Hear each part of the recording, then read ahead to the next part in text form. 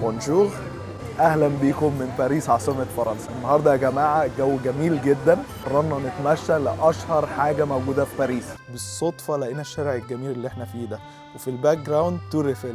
تابعونا، يلا بينا. احنا دلوقتي في فرنسا باريس تحت تور ايفل، ونتأكد برضو إذا كان الكلام اللي بنسمعه أو بنشوفه أونلاين هل في فعلا تحتيه سوق، تحتيه زبالة والدنيا مش نظيفة والكلام ده. ده هو واحد بيعمل حاجة أنا مش عارف هي إيه. الدنيا زحمة شوية طبعا لأنه تورست اتراكشن، حواليه إزاز أو بروتكشن.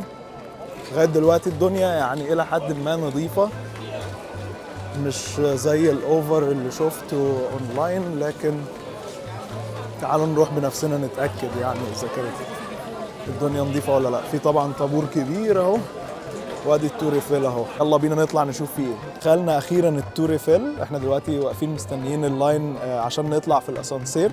زي ما انتم شايفين التور ايفل من تحت عامل ازاي. المكان ضخم يعني، القاعدة بتاعته كبيرة مش صغيرة زي ما انا كنت متخيل. المكان منظم وبتخش بوقت. التيكت كانت تقريبا 18 يورو، واحنا كان ميعادنا الساعة 2:30. خليكم معانا، يلا بينا نطلع التور ايفل.